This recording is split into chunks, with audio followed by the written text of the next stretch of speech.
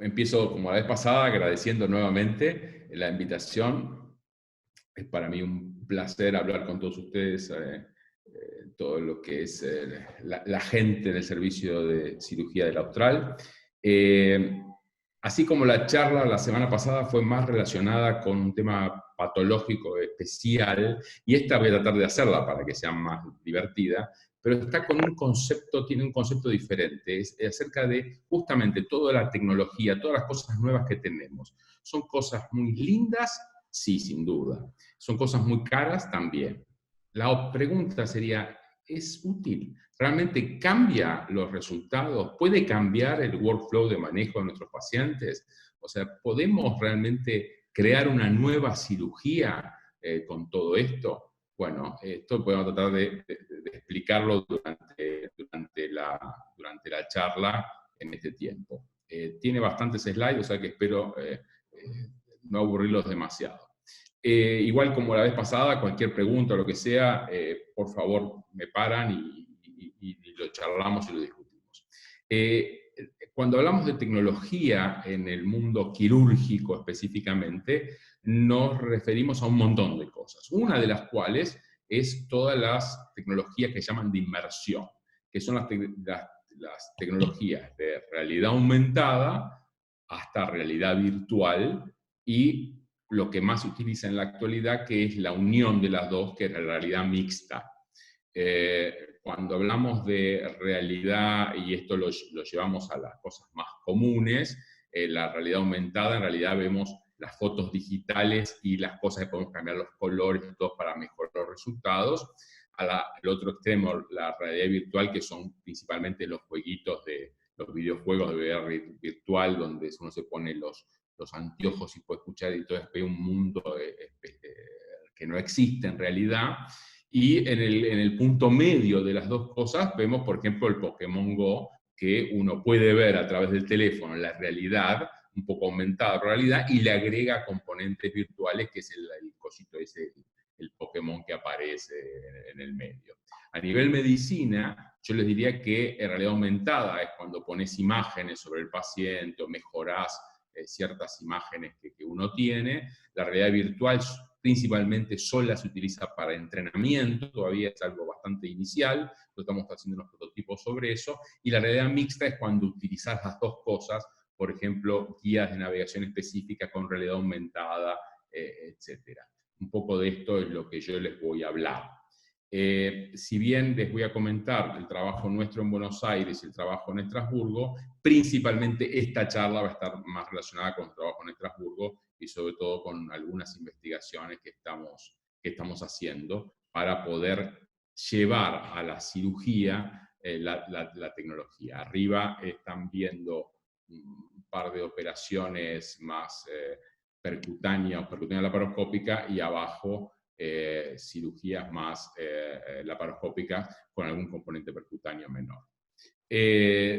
La otra cosa, esto es la época, y esto lo puse para la época hasta hace unos par de meses atrás, donde hacíamos nuestros cursos y donde podíamos interactuar con otras personas, con otros cirujanos, con otros radiólogos, y que espero que esto pueda volver rápido.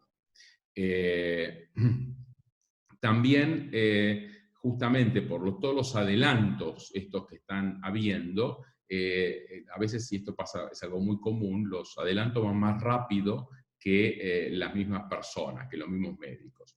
Y había un montón de cosas que usábamos y que no había definiciones, no existían las definiciones. Entonces hicimos un consenso el año pasado, que fue el consenso de Estrasburgo, que se llamó este consenso de Estrasburgo, donde nos enfocamos en 4 definiciones, en crear 4 definiciones de cirugía guiada por computadoras, cirugía guiada por imágenes, quirófanos híbridos y sistemas de navegación para la cirugía.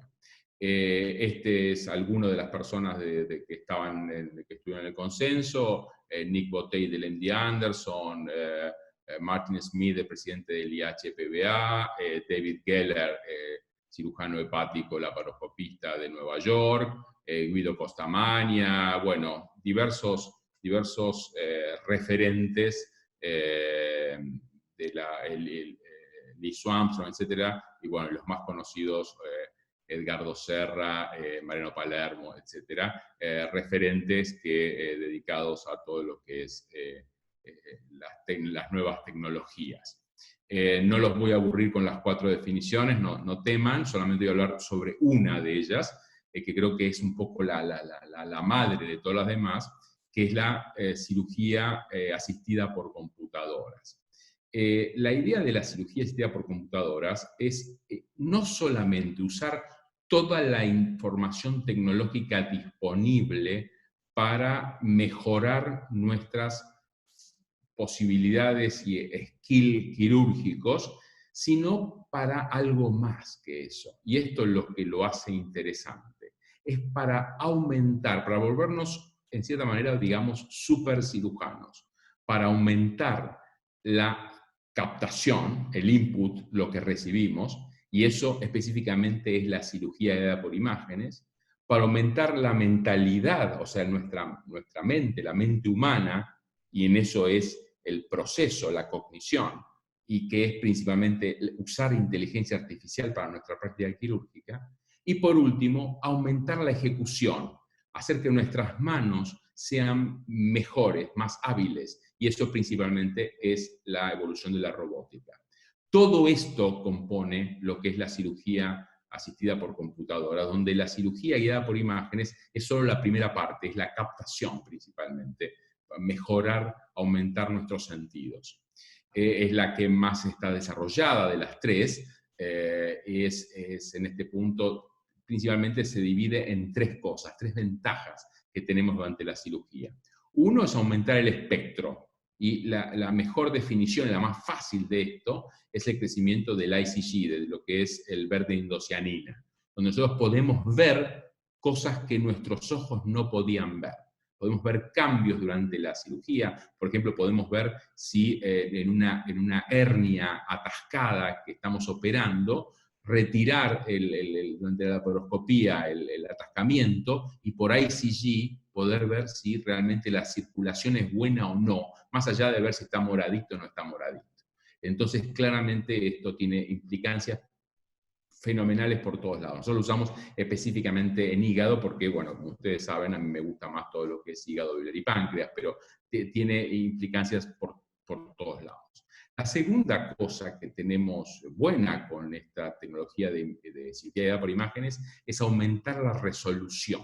Nosotros podemos aumentar la resolución. Nosotros, en esto que están viendo acá, es en un caso donde hicimos ablación tumoral y le estamos haciendo servicio durante la laparoscopía para poder ver tejido hepático normal o tejido hepático parcialmente dañado o tejido hepático ablacionado. Esto de poder ver en tiempo real el tejido, las células, etcétera, es algo muy nuevo y los cirujanos no tenemos mayor experiencia y hay un camino muy grande. Y la tercera cosa es la transparencia, es poder ver durante la cirugía órganos que son sólidos, verlos transparentes. Acerca de qué es aumentar la cognición, es sobre todo la inteligencia artificial. Esto no es algo que esté haciendo mi equipo allá en Estrasburgo, lo está haciendo en el IHU y IRCAD otro equipo de cirujanos, que es creándole información, dándole información por Deep Machine Learning a la máquina, haciendo algoritmos, para que la máquina, el algoritmo, interprete los pasos de una colecistectomía laparoscópica, con varias ideas. La primera idea es que el algoritmo escriba solo el parte quirúrgico. Calculo que los residentes dirán, uy, qué bueno, entonces nos sacamos de encima esto de andar escribiendo. Sí, eso es fantástico, pero no se hace en realidad, no lo tengan, no es para que ustedes trabajen menos, sino que específicamente es para para poder hacer control de calidad. Porque acá no es interpretaciones, que si sangró, que si no sangró, que si tardé mucho, que si hice la cosa bien o mal. No, la máquina dice los pasos que se hicieron y qué se hizo mal y qué se hizo bien. Entonces, un control de calidad. Y en realidad, este es el primer paso para después ir a la automatización de la cirugía laparoscópica, que para eso va a tardar un poco de tiempo.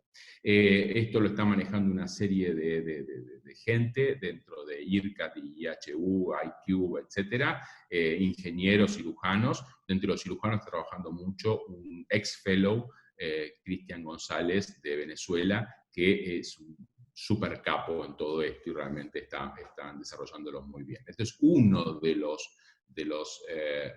inteligencia artificial que se están desarrollando en nuestro centro allá, y igual se están haciendo en Harvard, en Stanford y en varios lugares en todo el mundo. Y lo tercero es el aumento de ejecución.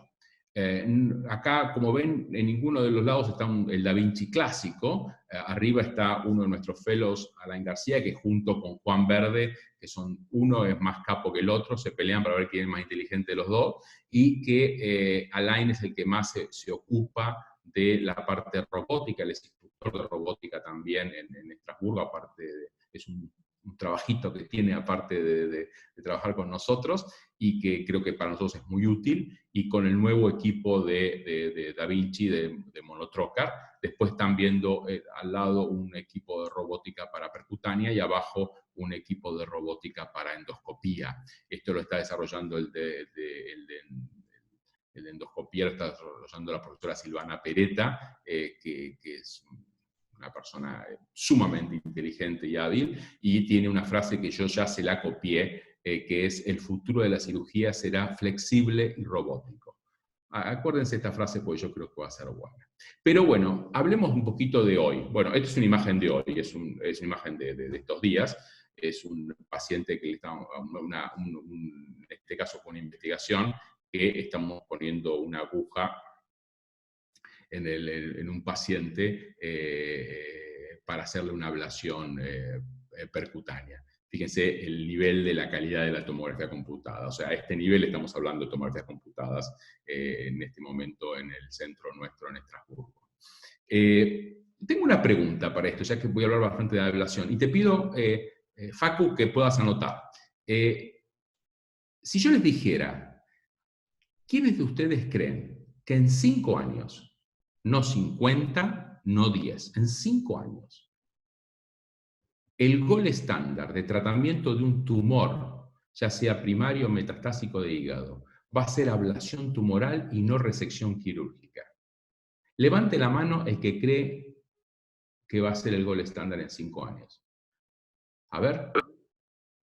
¿Alguno piensa? Levante la mano. Mira, qué fenómeno, Mario, el que levanta. ¿Cómo es una posibilidad? Sí, y sí. Facu levanta con miedo. No sé si alguien más, no sé. Yo no puedo pasar, Facu. Fíjate si puedes pasar y decime cuántos levantaron la mano. A ver, te pido, Facu, porque yo no sé por qué no me permite. Como estoy con la pantalla. ¿Cuántos levantaron la mano? Dale vos, Facu, ¿contaste? Abrite el micrófono, Facu. Abrí el micrófono, Facu. Ahí va. Creo que 3 de los que vi, 3. Bueno, 3, perfecto, bárbaro, bárbaro. Entonces, 3. Vamos a ver si al final convencí a alguno de los que no levantaron la mano. O si tuve tanta mala suerte en mi charla que algunos que levantaron la dejaron de levantar al final. Bueno, entonces sigamos adelante. 3, recordá este número 3. ¿Por qué es importante todo el tema del hígado y por qué lo pongo como ejemplo el hígado? Primero, porque me gusta. Segundo, porque hay un aumento fenomenal de posibilidades de tratamiento. Fíjense en este estudio, que en realidad es quirúrgico, pero es aplicable perfectamente también a ablación, HPV japonesa, que es una sociedad muy fuerte. Ellos observaron que en los últimos años, siendo agresivo y tratando metástasis de tumores no solo colorectales y no solamente en neuroendocrinos, sino otros tipos de tumores, tumores mucho más agresivos, como páncreas, mama, vía biliar, etc., y algunos más benignos también, como el GIST, pero más raros, pero también el gástrico, etc., muchos de ellos tenían supervivencia más allá de 5 años. Entonces, pero fíjense que las supervivencias son muy variables, hasta los GIST, que son tumores más benignos, de evolución más lenta, 80% de sobrevida a 5 años, y los más malos, incluso biliares o páncreas, alrededor de un 20% de sobrevida a 5 años, algo impensable unos años atrás. Entonces uno se dice, ¿y si realmente pudiéramos aumentar el pool de pacientes, no solo porque sabemos que es útil y podemos prolongar la sobrevida de los pacientes, sino haciéndole tratamientos que son menos agresivos que una cirugía en pacientes donde sus posibilidades de sobrevida son más cuestionables. Entonces, fíjense que el pool de pacientes que vamos a tratar en los próximos años con cirugía, con enfermedad metastásica en hígado, va a ir aumentando cada vez más. Por otro lado, la ablación tiene una cosa muy interesante.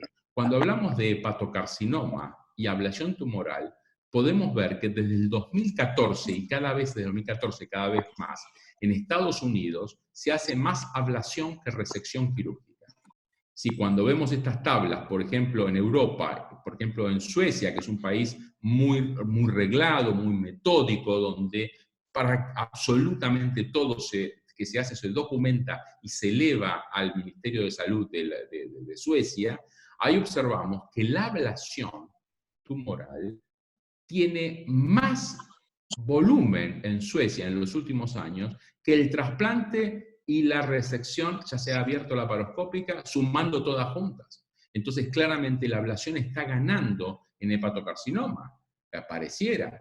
También cuando nosotros vemos los guidelines, y este trabajo es muy interesante, de fin del año pasado, donde compara las guidelines de la sociedad americana, la sociedad asiática y la sociedad europea, o sea, las tres sociedades grandes que hablan de este tipo de patologías. En las tres sociedades, con pequeños cambios, algunos un poco más, un poco menos, todos hablan en los estadios tempranos de hacer ablación. Incluso algunos de ellas, principalmente las europeas y las asiáticas, están hablando de ablación como primera indicación y después cirugía resectiva. Esto es algo bastante interesante. Por otra parte, la ablación tiene una ventaja que existe realmente, que es menos invasiva y más repetible que una cirugía. Fíjense, en este estudio japonés se observa en un seguimiento muy grande de pacientes que la mortalidad global está por debajo del 0,1% y las complicaciones no superan el 4% global cuando uno hace ablación tumoral.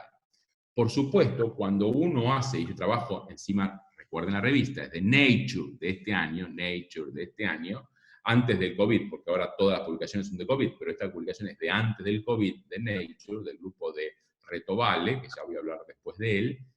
Cuando es más agresivo con la ablación tumoral, sigue teniendo tasas, por supuesto, tiene tasas de morbilidad y mortalidad más altas, pero igual muy por debajo de las quirúrgicas. Entonces, las guías dicen que se puede hacer la ablación. Las tasas de mortalidad y de complicaciones, aun cuando se es muy agresivo, fíjense que estamos hablando de tumores de más de 8 centímetros tratados por ablación tumoral y publicado en Nature, repito. Fíjense que hablan de que la tasa de mortalidad y complicaciones está por debajo de la cirugía. Pero cuando vemos las publicaciones, cuando vemos los metaanálisis y cuando vemos los reviews sistemáticos y estudios randomizados, claramente salta que los pacientes andan mejor con la cirugía que con la ablación.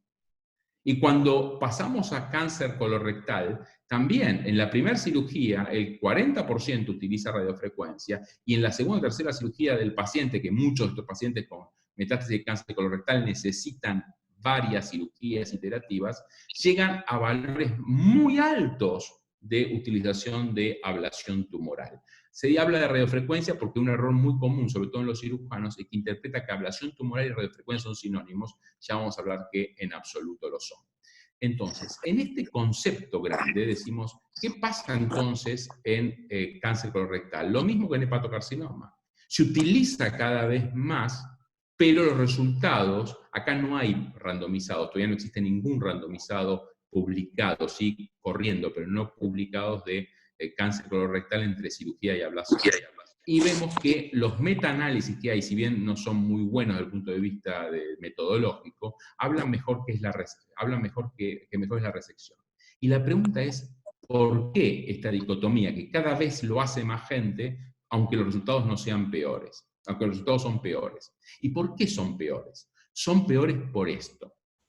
Esta diapositiva yo les diría que es una de las diapositivas que tendrían que prestarle principalmente atención.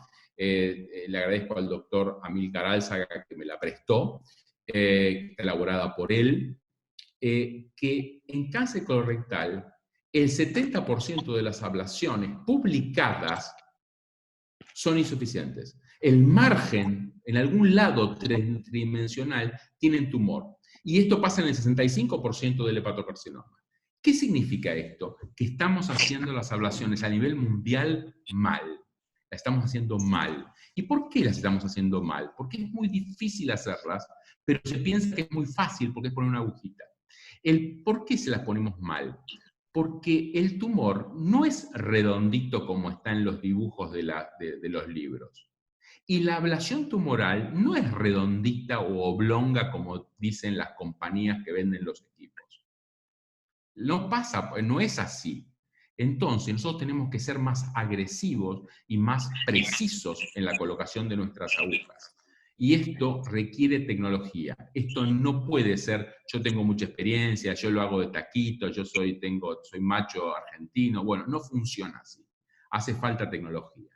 Es así que nosotros vimos en la evolución que el siglo pasado, a final del siglo pasado, ustedes tuvieron la gran revolución que por primera vez en la historia los cirujanos pudimos elegir no solo cirugía abierta, abrir con el bisturí, sino hacer cirugía endoscópica, cirugía laparoscópica o cirugía percutánea.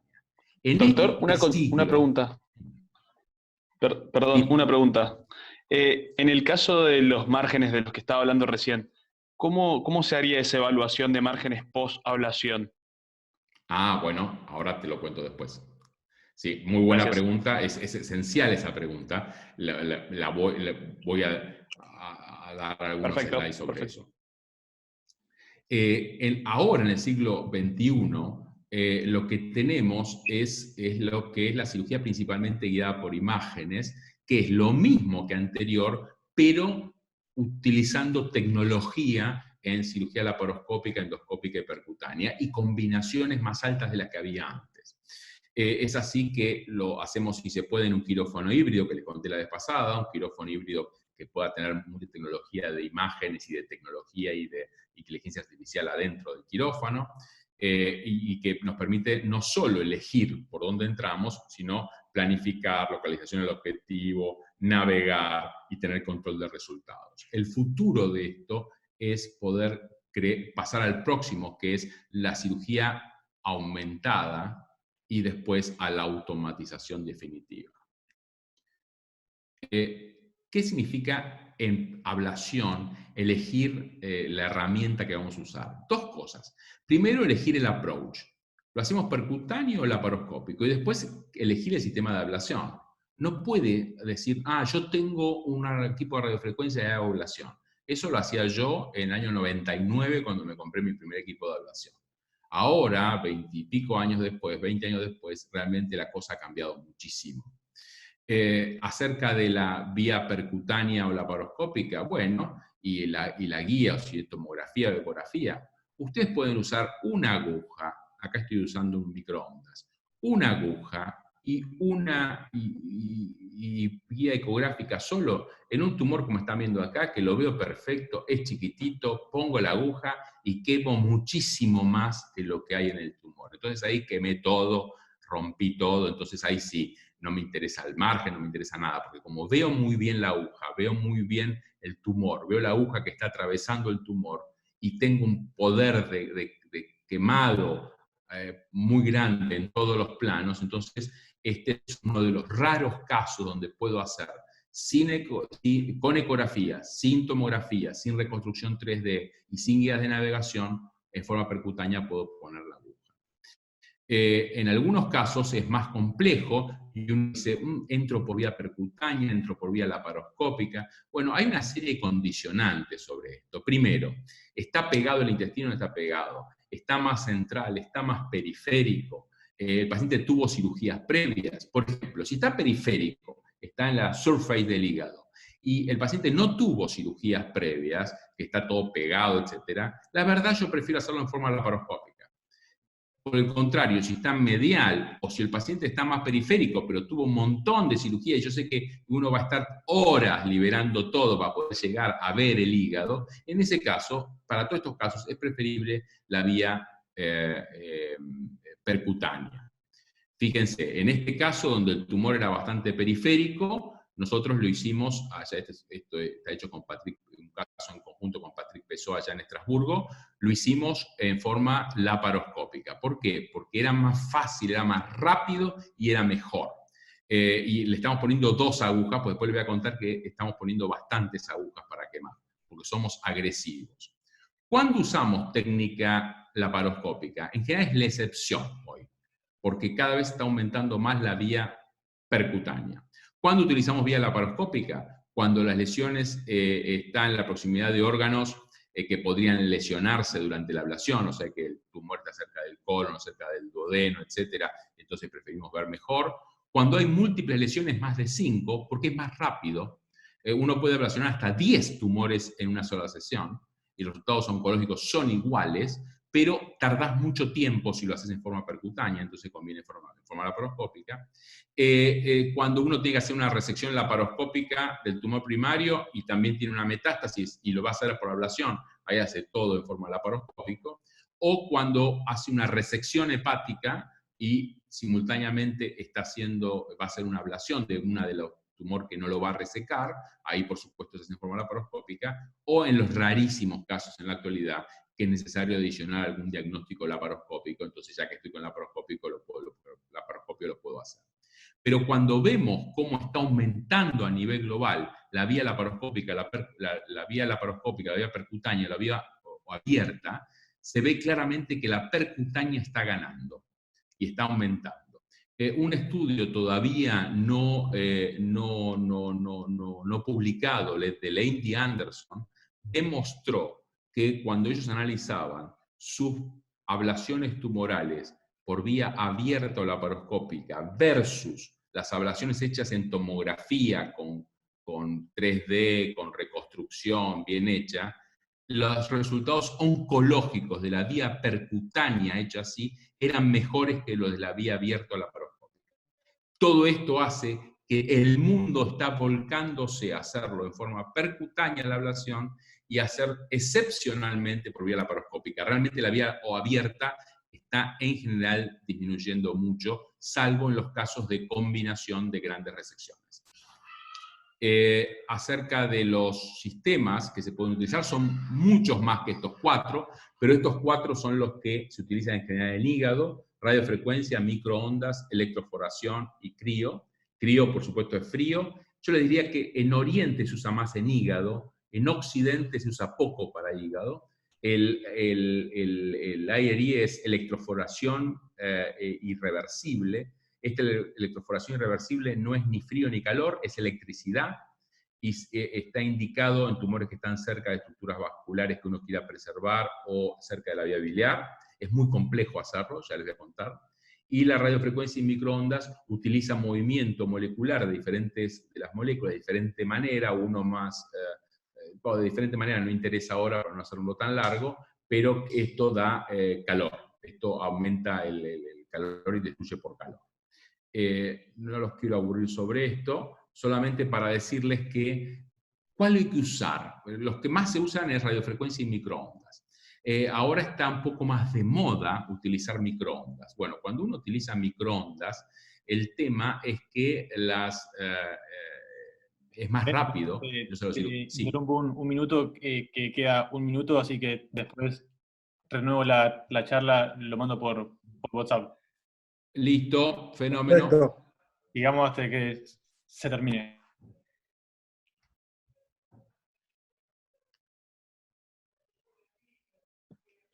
¿Me voy? No, si querés. No, seguimos hasta que se corta, ¿no? Claro, sí. Bueno, entonces seguimos y cuando se corta retomamos. Una idea es acerca de que está más de moda microondas, pero cuando está indicado es mejor microondas, pero no siempre es microondas. Lo importante, y ahí vuelvo a remarcar lo que dije al principio, es el margen en los 3 planos.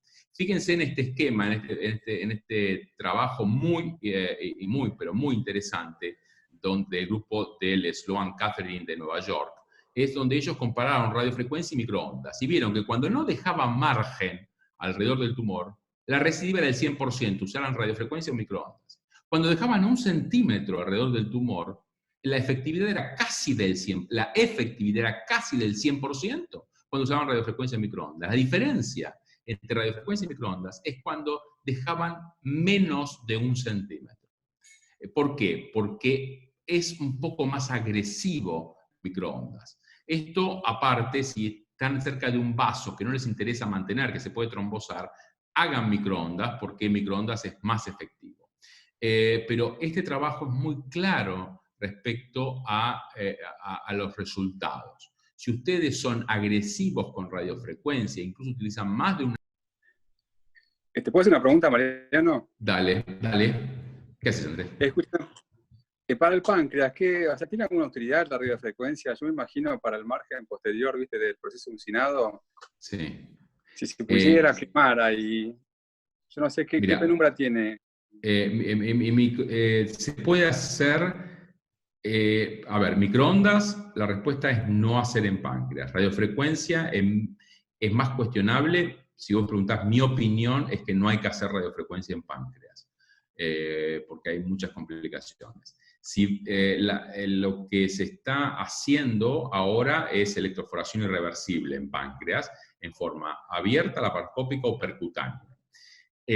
Hay una experiencia muy nueva ahora que todavía no salió publicada, pero va a ser publicada pronto, sobre electroforación irreversible vía percutánea transgástrica, pero digamos por la piel directamente, en tumores pancreáticos, no resecables. La experiencia esta que va a ser publicada dice claramente que los pacientes viven más, sobre todo cuando se combina también con quimioterapia, obviamente, pero tienen muchas complicaciones. Así como no hay tantas complicaciones, o prácticamente no hay en hígado muy bajas, hay muchas complicaciones en páncreas. Por lo tanto, por lo menos nosotros en Estrasburgo, la única indicación que tenemos de ablación en páncreas con electroforación irreversible es el paciente borderline, que se hizo quimio o quimio-radioterapia con la idea de poder bajarlo y hacerlo resecable, y que a pesar de hacerle quimio-radioterapia, el paciente sigue en buen estado, pues si no está en buen estado no, sigue en buen estado, pero sigue con parámetros de resecabilidad por imágenes. A ese paciente, como prequirúrgico y como para disminuir su tumor y llevarlo a una cirugía, se le hace una electroforación irreversible. ¿Por qué? Por las complicaciones que tiene. Pancreatitis, sangrado, perforación duodenal, obstrucciones agudas de la arteria mesentérica. O sea, tiene complicaciones aún la electroforación irreversible. Las otras dos tienen muchos más todavía. O sea que, en resumen, en páncreas, todavía la ablación, yo creo que, si me decís a mí que no me la haga.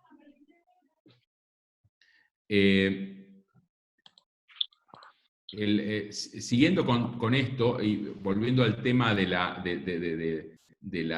anillo alrededor y de cubrir todo en los 3D, hay una serie de trabajos que observaron que cuando se cubre en todos los parámetros, la sobrevida libre de tumor es altísima con ablación, pero con que haya un pequeño sector en el reloj, pero no en el reloj en 2D, sino en el reloj en 3D, donde haya un pequeño sector donde no se cumplió ese 0,5 o 1 centímetro de margen, ahí hay recidiva prácticamente siempre. Y cuando uno analiza los resultados que tuvieron recaída o persistencia de enfermedad después de un paso o de un tiempo, o recaída en el lugar, todos, cuando uno lo analiza, encuentra que hubo un sector que no se completó la ablación como tendría que hacerse. Es así que hay una serie de factores que se hablan, pero que un montón hay papers y gente que está a favor y en contra. Por ejemplo, la locación de tumor. Algunos dicen que sí, que los periféricos andan un poco peor, etcétera, o no. A otros dicen que no importa. La proximidad a vasos importantes, algunos dicen que sí, otros dicen que no. Tumores mayores de 3 centímetros, que antes, y todavía muchas veces para nosotros, es el gran número que más de 3 centímetros no tratamos, para muchos autores ya esto no corre más. Donde no hay un solo paper en el mundo que no le den importancia al margen, a esto es en el tema del margen. O sea, en el margen hay un 100% de autores importantes, donde claramente el margen es fundamental para tener buenos resultados. Acerca de qué elijo. Bueno, en hígado, que es la charla de hoy, radiofrecuencia, microondas o electroforación irreversible. Los japoneses y chinos y coreanos tienen experiencia en crío, pero nosotros realmente no la tenemos. ¿Y cuándo usamos radiofrecuencia y cuándo usamos microondas y cuándo usamos electroforación en el hígado? En Argentina solamente radiofrecuencia y microondas porque electroforación irreversible no hay. Nosotros trajimos una máquina, la usamos un poquito hace unos años, pero como no se terminó pagando, se la llevaron de vuelta a Estados Unidos. Después, nosotros antes decíamos que para los tumores pequeños era mejor radiofrecuencia y para los tumores más grandes era mejor microondas, y mucha gente sigue diciendo esto y está mal.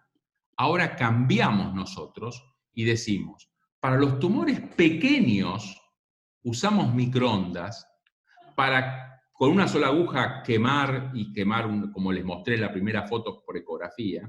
Pero si los tumores son un poquito más grandes, la verdad, preferimos radiofrecuencia y poner múltiples agujas. 2, 3, 4, 6, 10 agujas. Ese es el cambio más grande en la actualidad. Si el tumor está cerca de elementos vasculares periféricos que no nos interesan conservar, ahí sí conviene microondas, porque le importa nada al microondas si hay pérdida de calor o no por el vaso, y quema todo, y quema el vaso, y lo trombosa, y revienta todo. O sea que ahí es una parte de microondas. ¿Cuándo usamos electroforación irreversible? Cuando hay un vaso que no queremos dañar, o cuando está cerca el tumor del ilio y no queremos dañar la vía biliar. Ahí, como es electricidad, ahí usamos electroforación irreversible. Esto no los quiero aburrir. Esto, fíjense, este es un caso que estoy haciendo en Estrasburgo, donde con mi fellow en ese momento, Federico Dabrí, que ahora volvió y está trabajando en Rosario, y que ahí le estamos poniendo en un tumor que es pequeño, le estoy poniendo 2 agujas, uno a cada lado, y lo quemamos así, o sea que se está ampliando aún en tumores relativamente pequeños. O en este tumor, que esto sí lo hicimos en Argentina, era un paciente que Oscar Andreni le había hecho una trisegmentectomía después de varias cirugías por metástasis, y hace una recaída de una metástasis pegada a la única suprahepática que le quedaba al paciente. Entonces decidimos hacerle ablación tumoral. No hicimos electroforación por 2 razones. La primera y más importante, porque no hay en la Argentina. La segunda indicación es que si hubiera habido no lo hubiéramos usado, porque no es bueno utilizar electroforación irreversible muy pegado al corazón, porque puede haber algún problema eléctrico con el corazón. Por eso, por estas 2 razones, utilizamos 2 agujas de radiofrecuencia, una muy pegada a la suprahepática, y control permanente con ecografía, aparte de hacerlo por tomografía, lo hicimos combinado, y fíjense el resultado, y esto ya lleva casi más de 18 meses, resultado con permeabilidad de la suprahepática y sin recidiva tumoral.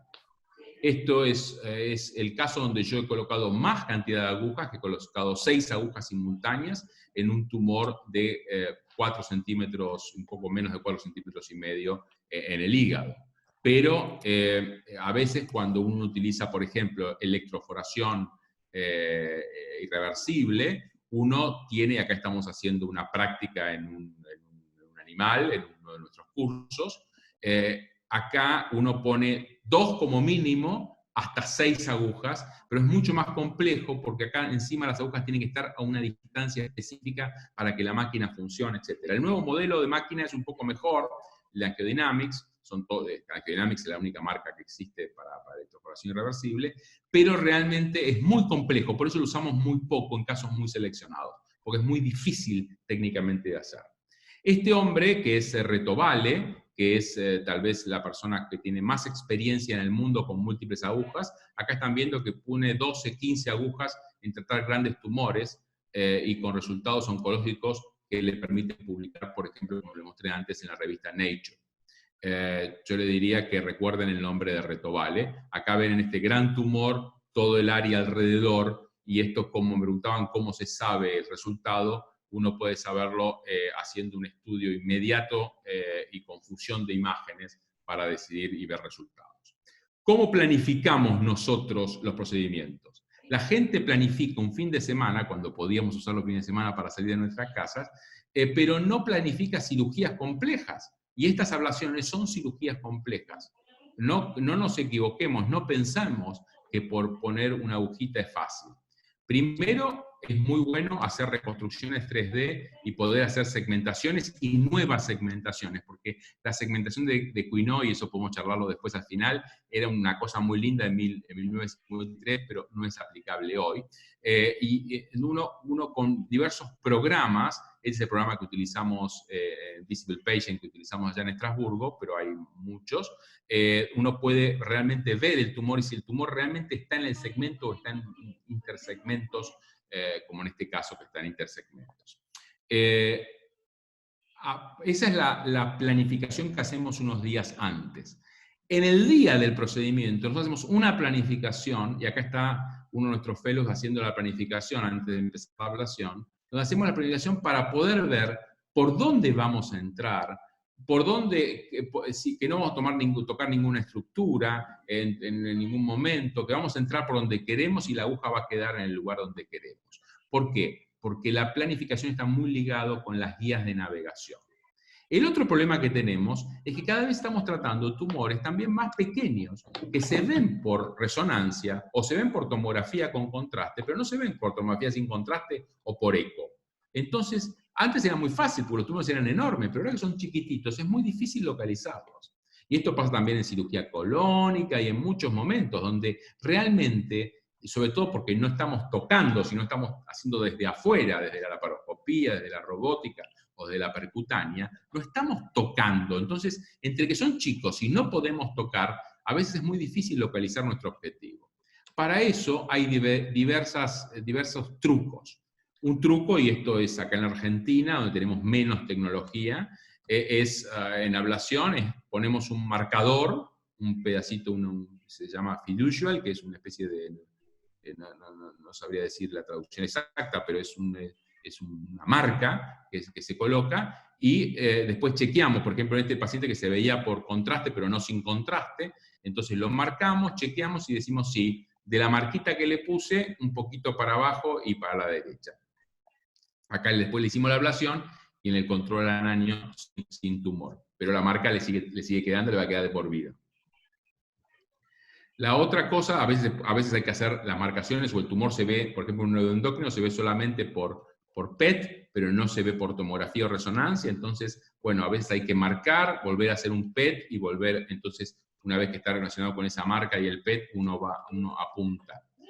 Pero lo mejor y lo más tecnológico, que esto realmente el nivel, por lo menos acá en Argentina, algunos centros lo tienen, pero es cuestionable la calidad de imagen todavía que hay, que es la fusión de imágenes. La fusión de imágenes de tomografía con ecografía, pero mejor todavía es la fusión de imágenes entre resonancias. Fíjense, en la resonancia se ven los dos tumores, ahí se ven perfectamente los dos tumores, pero fíjense, cuando vamos a tomografía se ve uno solo.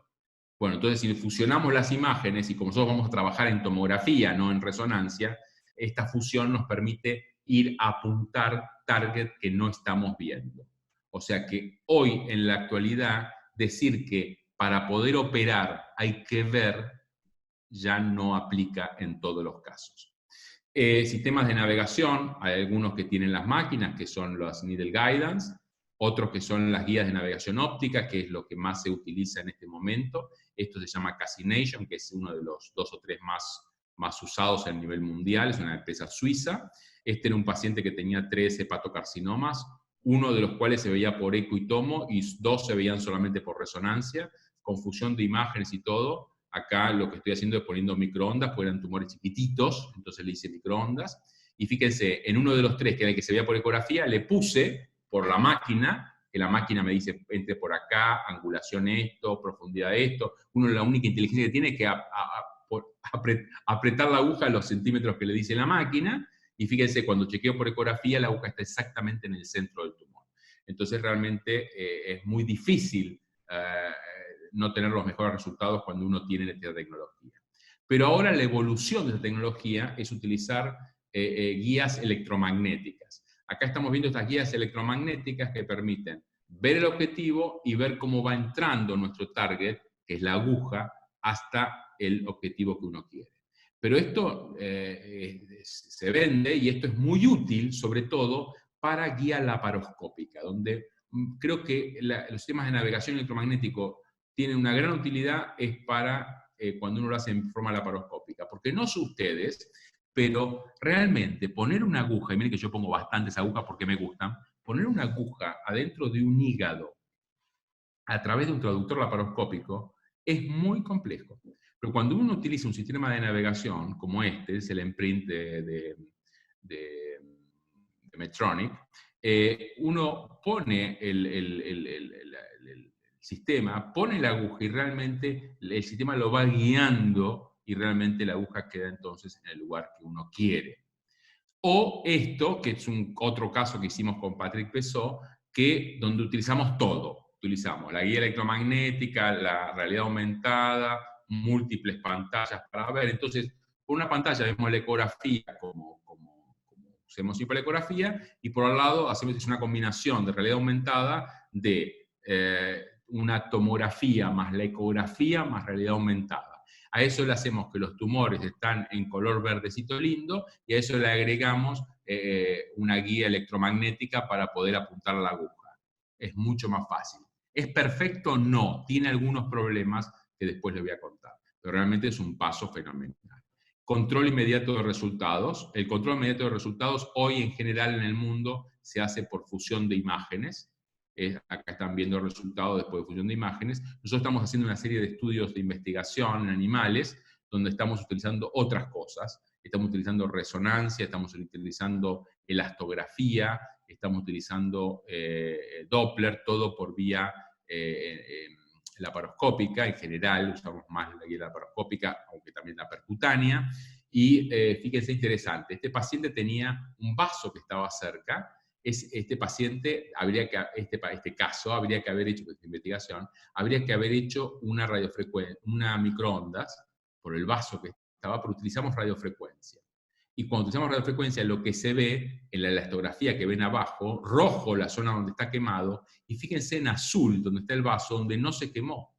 Entonces, este paciente, por más que le pusimos la aguja en el lugar exacto, no iba a andar nunca, porque no pudimos quemar, porque ese vaso disipó el calor. Acá la solución era poner más agujas, o mejor aún, poner microondas. Una serie de factores. No los quiero aburrir con todos estos datos, solamente con este me gustaría, porque es nuevamente de Retovale.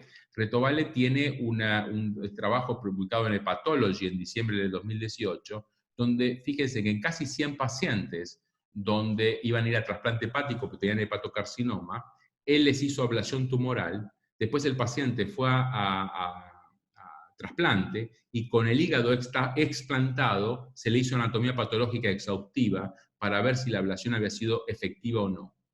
Les recuerdo que Retovale utiliza todo lo que les estuve contando: reconstrucción 3D, planificación, fusión de imágenes y guías de navegación. Tuvo 97% de éxito, igual que la cirugía. Conclusión de esto es que si ustedes utilizan todo esto, la ablación tumoral realmente tiene resultados que son iguales, pero con menos mortalidad que la cirugía. La pregunta que uno se puede hacer: está bien esto, Retovale, lo que vos me estás diciendo, Mariano, pero uno puede decir de que realmente es así a nivel de fuerza estadística. Le voy a presentar dos papers. Uno es este, de un grupo chino, donde ellos observaron que cuando tenían experiencia en hacer ablación tumoral, pero cuando usaban guías de navegación, fusión y reconstrucción 3D para ver resultados y planificación, los pacientes tenían mejor sobrevida oncológica a largo plazo que cuando usaban solamente la técnica porque ellos sabían hacerlo. Este otro trabajo es el mismo nivel acerca de que conviene utilizar o robots o conviene utilizar guías de navegación. Y el otro trabajo que les quería contar es un trabajo nuestro, donde es un trabajo muy sencillo, donde lo que hicieron es, lo que hizo uno de nuestros fellows, Federico Dabrie, es en una batea puso una uva y nos dijo a gente sin experiencia y expertos que con ecografía y con una aguja pusiéramos la aguja en el centro de la uva. Y después agarró a los mismos expertos y gente sin experiencia y les dijo, con guía electromagnética pongan la aguja adentro de la uva. Les cuento. La gente sin experiencia tenía mejor resultados con guía electromagnética que los expertos con el método clásico. Se acabó la discusión. O sea, no hay más discusión. La tecnología equipara la experiencia.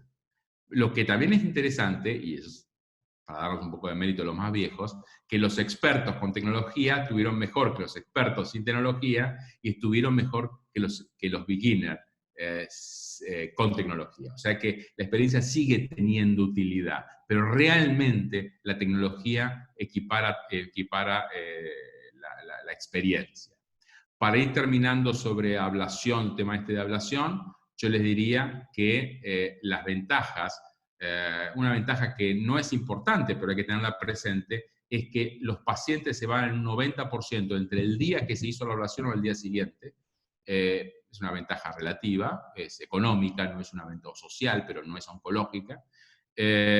Lo que sí es importante es que si ustedes hacen una ablación y quedó algo de tumor y hacen una ablación de nuevo, el resultado oncológico es lo mismo que si hubieran ablacionado de primera, y esto es importante. Por supuesto, si ustedes ablacionan y les quedó mal, ablacionan de nuevo y les quedó mal, y ablacionan de nuevo y les quedó mal, le pasa como en este paper, donde demostraron que cuando ustedes le pifiaron ya varias veces, los resultados oncológicos ya no son los mismos. Pero hacerlo en 2 etapas, un tumor que no quedó bien y volver a hacerlo, es casi lo mismo, o lo mismo oncológicamente que hacerlo de entrada bien. El KRAS. Si ustedes tienen KRAS mutado, o si no saben qué KRAS es, que lo tienen que dar como mutado, sí o sí tienen que dejar 1 centímetro de margen. Si ustedes, el KRAS es no mutado, podrían dejar medio centímetro, pero si dejan 1 centímetro mejor. Esto no los quiero aburrir. Solamente les cuento que yo pues, les conté antes, el trabajo de Reto Vale de Nature, en tumores de más de 8 centímetros, calculo que ustedes me han dicho, ¿qué le pasó a Mariano? Se volvió medio loco. Bueno, acá muestran tumores de más de 8 centímetros. El control local de tumores de más de 8 centímetros primarios o metastásicos fue del 90%. Por supuesto, los pacientes tenían después tumores por otros lados, porque son pacientes muy avanzados, pero localmente realmente tuvo muy buena respuesta, aún en tumores enormes, ya sean primarios o metastásicos. 2 palabras rápidas sobre algunas cosas del futuro. El efecto, el abscopal effect, es cuando uno quema los tumores, no los saca, pero no los necrosa, sino que los destruye, los mata por apoptosis. Esto crea una respuesta inmunológica que mejora los resultados. Hasta ahora, no a nivel clínico, salvo casos puntuales. Pero si uno le agrega medicación, se cree que esto puede ser el futuro del tratamiento de los tumores. Es ablacionarlos, más crear apoptosis, y la electroporación irreversible crea más apoptosis que la radiofrecuencia o el microondas, que es más necrosis. Puede ser el futuro del tratamiento en combinación inmunológica y ablación. Unas palabras sobre nuevas técnicas quirúrgicas. Todo este aumento de la precisión hace que nosotros podemos crear nuevas técnicas quirúrgicas. Hace que, por ejemplo, podamos hacer ALPS poniendo agujas percutáneas, cortando el hígado en forma percutánea y más embolización, y después que le creció el hígado, hacer la resección en forma laparoscópica. Entonces, ustedes hacen un ALPS, donde el primer paso del ALPS, que es donde tiene más impacto de SIRS, lo hacen sin producir SIRS porque lo hacen en forma percutánea, tanto el corte como la embolización. Y después la resección la hacen en forma laparoscópica. ¿Por qué ustedes ven en esta tomografía que hay un montón de aire? Es porque nosotros tenemos tomógrafo en quirófano entonces uno puede hacer la tomografía antes de retirar los trócares, por si hay algún inconveniente. Esto ya lo tenemos publicado, etc. La otra cosa muy interesante es que uno puede hacer combinaciones de técnicas laparoscópicas y percutáneas. Por ejemplo, una cosa que uno puede hacer es, en un tumor pequeño, uno sabe que si hace una resección anatómica, tiene mejores resultados. Si bien es una cosa que se está discutiendo mucho, si la anatómica o no anatómica, así que la podemos discutir después, pero mejora las complicaciones postoperatorio y cierto grado oncológico al final, ya sea tumores primarios o metastásicos. En ese contexto, a veces es bastante difícil. Bueno, nosotros lo que hacemos es localizamos la rama, ponemos una aguja de radiofrecuencia, no para quemar el tumor, sino para quemar la rama portal y la rama arterial. Fíjense, la rama portal y arterial que van al tumor, que está en ese círculo verde. Le ponemos la aguja, quemamos y tapamos la arteria y la vena que va a ese sector.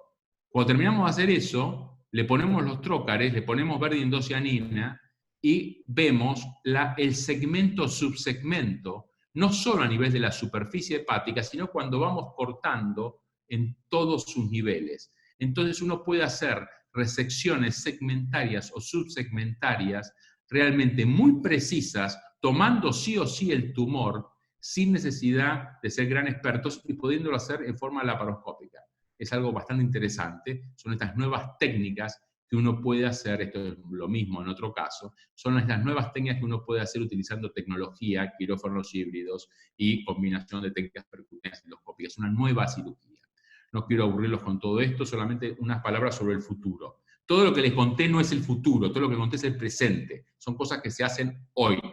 Esto que viene ahora sí es el futuro. El futuro es justamente esto, es poder hacer realidad aumentada pero dinámica. Nosotros movamos los elementos y poder ver las variaciones internas de eso que se va moviendo. Esto yo creo, muchos creen, y hay inversiones de millones y millones. Todas estas cosas que les estoy contando, que les estoy mostrando acá, son cosas hechas por el grupo de IHU IRCAT. Todo es propio, digamos, no mío, sino del equipo que estamos trabajando allá. Esto sí es algo que es una creación de uno de los médicos que trabajamos con nosotros, el doctor Juan Verde, que yo creo que es revolucionario y que esto sí cambia de cuajo, es una visión lateral del problema. No les puedo contar en definitiva la resolución de esto, que ya está, porque está pendiente una patente, un par de patentes importantes, pero sí les puedo contar el concepto. El concepto es utilizar las imágenes no como pictures, no como diapositivas, como imágenes en sí, como cosa para ver, sino lo que son las imágenes hoy en tecnología, que son datos, son números.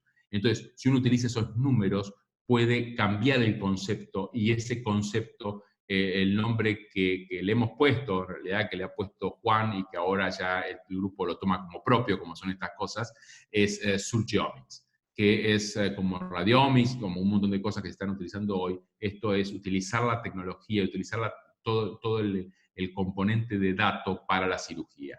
Esto creemos que es totalmente revolucionario, y esto va a ser mejor que la diapositiva que les conté después. Es así, para terminar, y como resumen, nosotros creemos que las agujas están reemplazando y van a reemplazar la cirugía, la ablación va a reemplazar la resección, la está reemplazando. La ablación percutánea está reemplazando a la abierta y la laparoscópica. Colocar múltiples agujas es mejor que colocar una, salvo casos puntuales. La apoptosis es mejor que la necrosis. Que el objetivo se mueva es mejor que el objetivo se quede fijo, porque es más natural. La gente respire y cuando uno se mete dentro de la cavidad se mueve. Entonces es importante no poner todo rígido porque no puedo resolverlo, sino resolver ese problema, y eso lo resuelve Surgeomics. Si me invitan el año que viene les voy a contar, espero que esté la patente. Los datos son más importantes que las pictures, la sinergia es mejor que la redundancia. ¿Qué significa esto? El problema que estamos teniendo ahora con mucha tecnología es que tenemos 7 pantallas que nos muestran 7 cosas diferentes. Y la verdad es que gente que somos más viejitos como yo, me pierdo en el momento, porque tengo tanta información. Entonces la información no tiene que ser solamente visual, tiene que ser visual táctil, auditiva, tiene que entrar por todos lados. Y por último, los procedimientos funcionales en hígados van a ir reemplazando y están reemplazando los procedimientos anatómicos. Todo esto es lo que va a hacer la cirugía en el 2023. Entonces yo, para terminar, lo que sí les pediría, si se quedaron despiertos, si no se fueron a preparar la comida y se fueron a comer y que yo plantaron ahí el nombre y se fueron al cuerno, por favor, ¿podés, Facu, ver si levantan la mano entre los que quedaron? ¿Cuántos creen que en 5 años la ablación puede ser el gol estándar y no la resección en hígado? Cuento. Ya somos por lo menos más de 3. Somos 8, 9, 10, 11, 12. Me convenció. Somos 15 por lo menos. 15 de 21. Bueno. O sea, más de la mitad. Compro. Bueno. esto yo en realidad lo hago por ¿Dónde la firmo? parte lúdica de la charla y aparte para irme contento a comer después de darla. Bueno, solamente cuando digo dice gracias la diapositiva, es gracias al grupo de Estrasburgo, gracias al grupo de Argentina y gracias a, yo considero a mis maestros a 3 personas. Uno, lamentablemente ya fallecido, el profesor Pereira, que es el que me enseñó cirugía y el que me estimuló a ser inquieto, a veces por demás. Al profesor Horacio Agostino, que es el que me enseñó percutánea, uno de los que me enseñó, no es el que me enseñó percutánea, pero el que me enseñó realmente después de que me enseñado percutánea, que me enseñó percutánea y el que es un motor constante, y el que está ahí en el medio, que es el profesor Jacques Marescot, que yo ya de grande es mi nuevo mentor, y esto de tener mis 2 mentores ahí en una misma foto y ayudando permanentemente es muy útil. Para los que son más jóvenes, fíjense que un viejo como yo sigue teniendo mentores, y varios mentores. El mentor no es para toda la vida, uno va utilizando y va trabajando con el mentor un ida y vuelta. Uno utiliza al mentor y el mentor lo utiliza a uno, y eso es fantástico. Es como, bueno, utilizar es una palabra como diciendo que uno utiliza un amigo, ¿no? Uno es un ida y vuelta. Y bueno, y que localicen y que utilicen mentores a partir de ahora hasta que se jubilen y no hagan más medicina. Listo. Nada más, preguntas. Difícil, Doc, hacerle preguntas porque de nosotros pocos tienen experiencia en radiofrecuencia. Sí me gustaría hacerle una preguntita sobre cómo usted con realidad aumentada puede lograr la hipersegmentación del hígado y definirlo como unidades funcionales para evitar la insuficiencia hepática en el posoperatorio de la radiofrecuencia. A ver, perdóname, pero estoy tratando de no compartir mi pantalla y el esfuerzo de hacer una cosa tecnológica me prohíbe hacer otro. Repetime la pregunta, por favor, discúlpame. Y si usted vio que el lograr en imágenes la hipersegmentación hepática disminuye la insuficiencia, logrando ver las unidades funcionales del hígado en el posoperatorio de la ablación por radiofrecuencia. Muy buena pregunta. Yo creo que la segmentación hepática preoperatoria es útil principalmente en la resección, es útil para los raros casos de tumores donde no respetan demasiado la parte anatómica y por ahí podías hacer una embolización portal de derecha y el tumor estaba a la izquierda cuando vos pensabas que está a la derecha. Entonces, en esos casos realmente es útil. Y realmente es útil también para ver variaciones anatómicas, muy útil en los casos de trasplante biorracionado, muy útil en los casos de resección, menos útil en nuestra experiencia en los casos de ablación tumoral. Yo personalmente creo que el concepto anatómico de los segmentos hepáticos no aplica a todos los casos y creo que es una visión un poco anticuada del acceso al hígado. Creo que hoy por hoy todo lo que es inflow, outflow, todo lo que es comunicantes, ya sea que existen o que no existen, etcétera, hacen que el crecimiento del futuro remanente hepático, son todos conceptos que hacen que la cirugía y anatomía del hígado, como nos la enseñaron, creo yo que no aplica más. Muchas gracias. Doctor, una consulta. Perdón. Perdón. Las imágenes inmediatas se le hace en el mismo quirófano una vez terminada la ablación, ¿no? Sí, al final te dije que lo iba a decir después y no lo dije. Hay dos maneras de hacer el control post-procedimiento. Si haces el control, el problema que tiene, como vos generalmente lo que haces es quemar. Vos estás produciendo un edema, es como cuando vos te quemás un dedo, se produce todo un edema, ampolla, etc. Entonces, ese edema es muy difícil después, por imágenes, saber si lo que estás viendo y encima es hipercaptante es porque es edema o porque es permanencia de tumor. Es así que cuando clásicamente hoy en Argentina, que no tenemos mucha fusión de imagen, etc., vos terminás de hacer la ablación, ves que esté todo bien, le dice al paciente que 45 días después le va a hacer una tomografía o resonancia. Resonancia es mejor que tomografía para seguimiento. ¿Por qué? Pues si la haces antes, no sabes cuánto es edema y cuánto es tumor. Entonces es un problema eso. Es como yo te operaras un paciente, yo te digo, dentro de 45 días te digo si lo operaste bien o lo operaste mal. Realmente no es bueno eso. Entonces, hay una serie de técnicas para, si vos haces el control de resultados en el mismo momento que terminaste de hacer la ablación, todavía no se formó el edema. Pues el edema tarda unos minutos en formarse. Entonces, vos podrías tener un resultado. El tema es que la fusión de imágenes no es buena en nuestro nivel. En Estados Unidos y Europa cada vez se está haciendo más esta fusión de imágenes para ver resultados. Perdón, Doc. Y en caso de que perdón. Pero, ¿qué? Perdón, no, es fantástico. Que pregunte el negro mientras.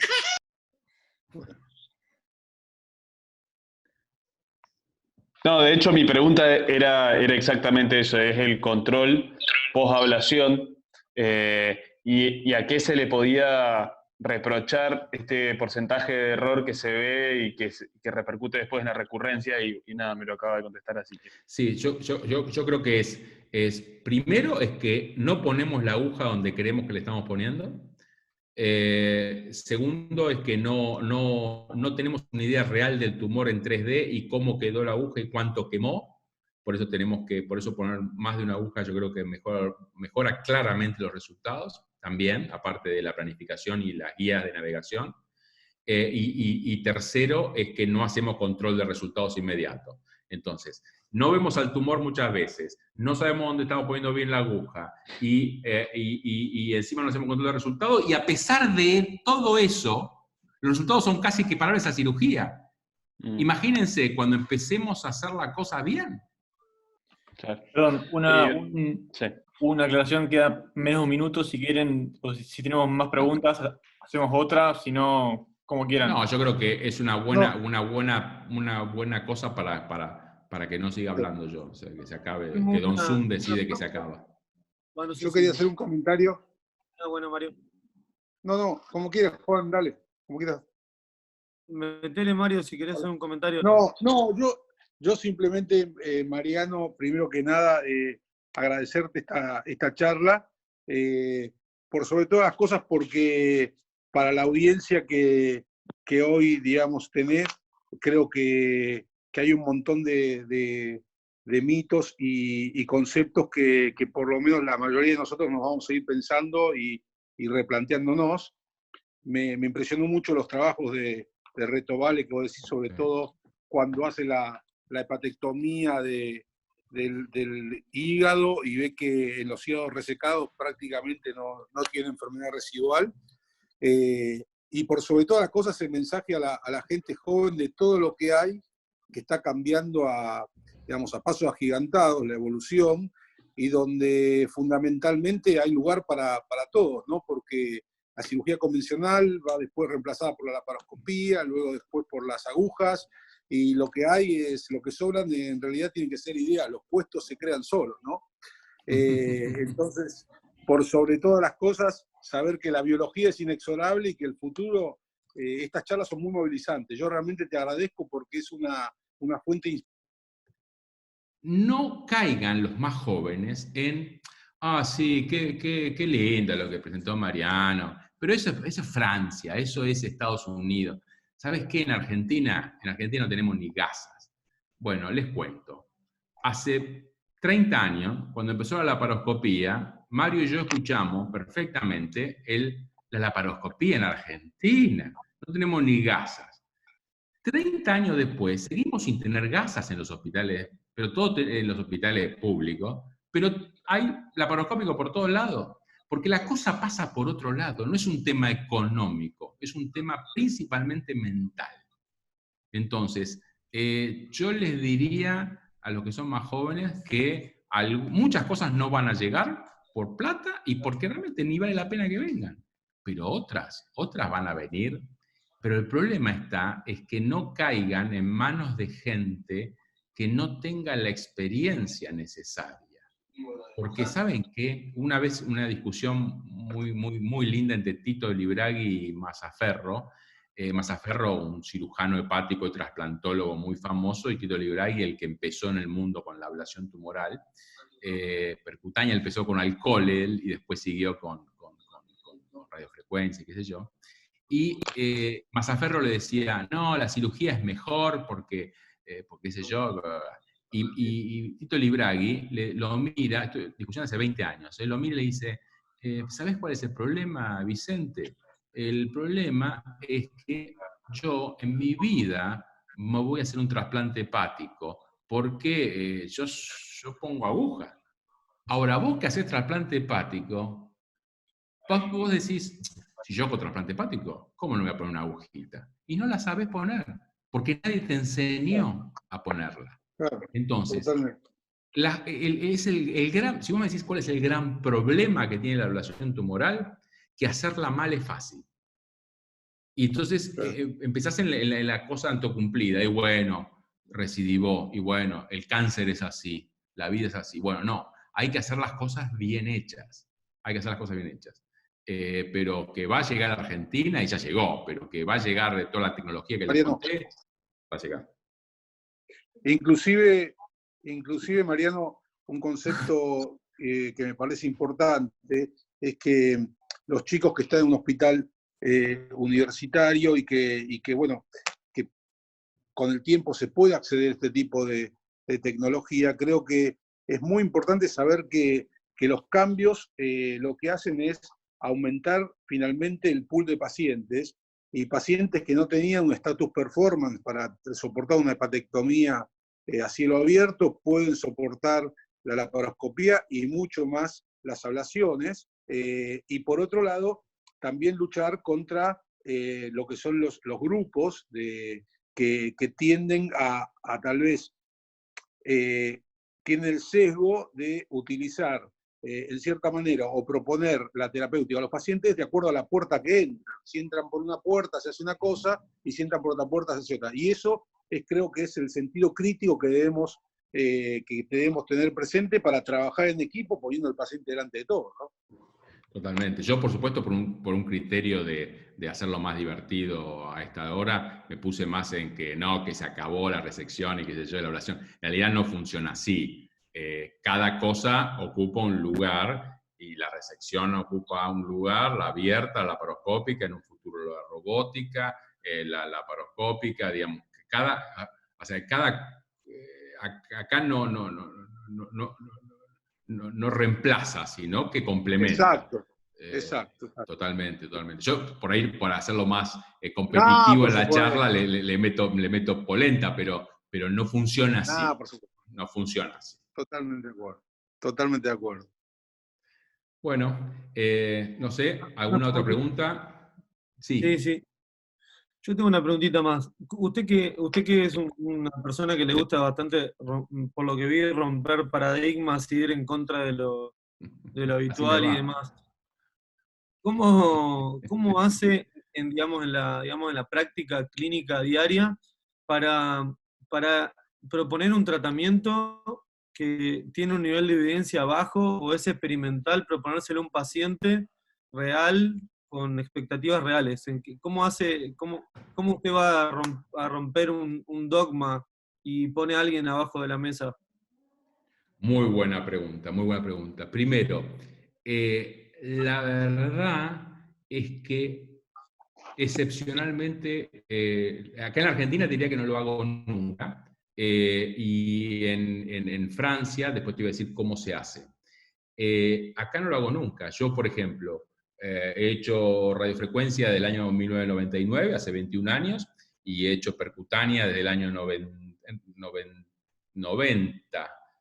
Porque hice una cosa que es muy argentina. Empecé a hacer percutánea y después me fui a Estados Unidos a aprender, ¿no? Pues eso hacemos los argentinos, ¿no? Empezamos a hacer y después vamos a aprender. Pero estoy estudiando hace 30 años. Pero en realidad, ninguna de las cosas que yo hago son experimentales, sino lo que hago es, por ahí, innovativas a nivel local, pero no son experimentales.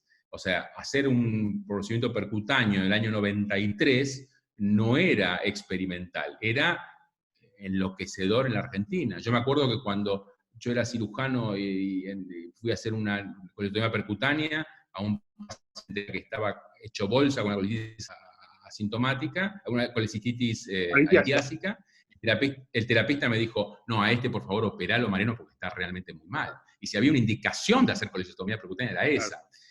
Pero en ese momento no se conocía. O sea, una cosa es hacer cosas que no se conocen, pero que están validadas, y la otra cosa es hacer cosas que son de experimentación clínica.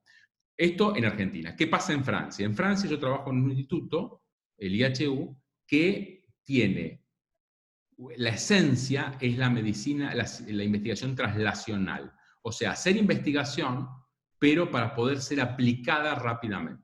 Entonces, nosotros, para hacer la investigación en un animal, nosotros tenemos que hacer, primero lo creamos, lo hacemos en Fantoma, después pasamos a animal. Cuando hacemos animal, nosotros lo que hacemos es mandamos una nota al comité de ética, que no somos nosotros, sino del instituto y del hospital, y ellos convalidan. Una vez que lo convalidan, lo mandan a París, y en París un comité de ética del Ministerio de Salud nos dice si podemos o no usarlo en animales. Una vez que hace todo eso, conseguimos la plata. Si la conseguimos la plata, hacemos la investigación en animales. Una vez que hacemos la investigación en animales y vemos que es seguro, publicamos, etc., hacemos un protocolo de investigación clínica. Se llama protocolo de investigación clínica. Si ese te despelote con animales, vos no sabés lo que es el despelote con humanos. Son varios meses de ida y vuelta con mi comité de éticas, etc., y por supuesto una explicación muy clara al paciente diciéndole que esto ya está en un estado de experimentación clínica. Entonces, y ahí lo hacemos.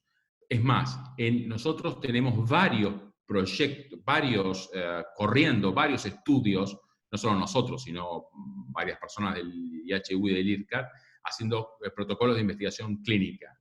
Pero todos los protocolos de investigación clínica tienen doble pasada por comité de ética, tienen pasada por toda la directiva de la Universidad de Estrasburgo, que es la segunda universidad de Francia, y después de eso, un protocolo muy largo que se le lee y se le da al paciente, explicándole por qué se le hace y el paciente lo puede aceptar o rechazar. O sea, así sí se puede hacer porque la medicina tiene que avanzar. O sea, en algún momento alguien va a ser el primero que lo va a recibir el tratamiento. Pero en la Argentina, mi experiencia así de innovación total es cero. Clarísimo. Sería muy peligroso si no. Clarísimo. Bueno, no sé si hay otra pregunta. Bueno. Bueno, Mariano, agradecerte por sobre todas las cosas. Hola, ¿se cortó? Sí. Ahí. Mario, te escucho. No, que te quería agradecer especialmente porque creo que a los chicos esto les abre la mente enormemente, y bueno, dentro de toda esta situación tan desfavorable que tenemos con el COVID, podemos en cierta manera, aprovecharte, que tenés un poquito más de tiempo, pues sería imposible si estarías con tu actividad habitual. Así que realmente darte las gracias.